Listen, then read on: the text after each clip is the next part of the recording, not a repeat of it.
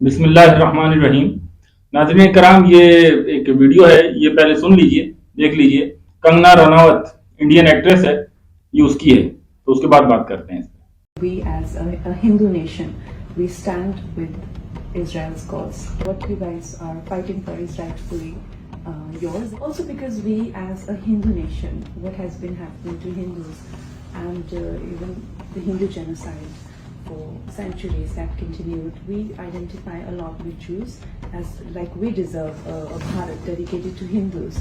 Jews also deserve one nation, one nation on this, and they can't give us that one land is rather inhuman and very stingy of the Islamic world, where they have the second largest amount of countries in the whole globe. جی ناظرین کرام، آپ نے یہ video سن لی ہوگی، دیکھ بھی لی ہوگی.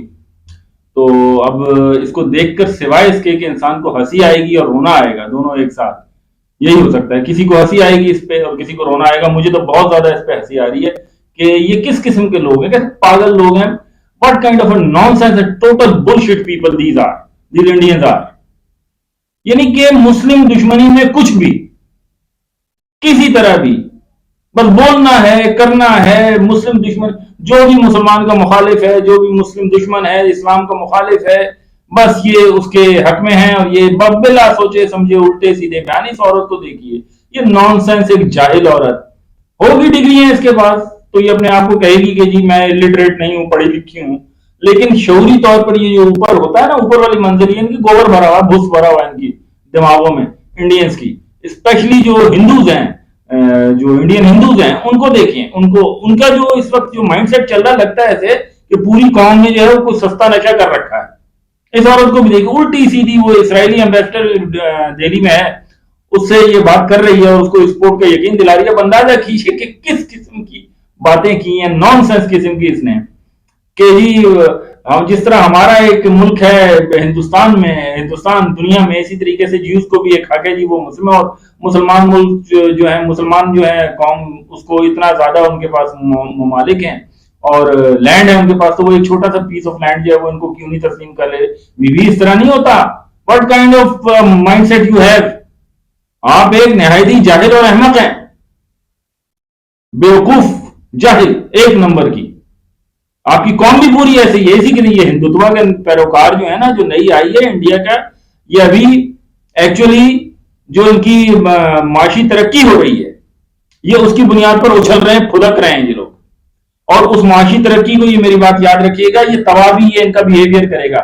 یہ جس طریقے سے سستا نشہ کر کے اور جس طریقے سے یہ مائنورٹیز کو پیسنا چاہ رہے ہیں نا، اسپیشلی مسلمانوں کو پیسنا چاہ رہے ہیں، اسلام کے خلاف ایک سٹینڈ لے رہے ہیں. یہ سمجھ رہے ہیں کہ ہم جو ہے وہ بہت بڑی طاقت بن چکے ہیں شاید، اور امریکہ اور ان کے یورپ کے گڈ بکس میں ویسٹ کے آ چکے ہیں، تو اب ہم اسلام سے جو ہے، مسلمانوں سے جو ہے وہ ہم نمٹ سکتے ہیں.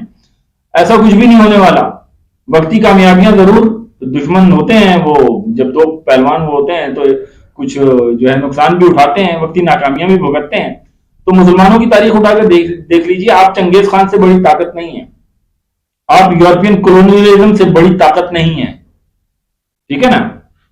آپ جو کروسیڈرز آئے تھے، آپ ان سے بڑی طاقت نہیں ہے. اور ایون آپ کا تو کردار یہ رہا ہے کہ آپ تو 10% مسلمانوں کے نیچے لگے رہے ہیں 800 سال تک.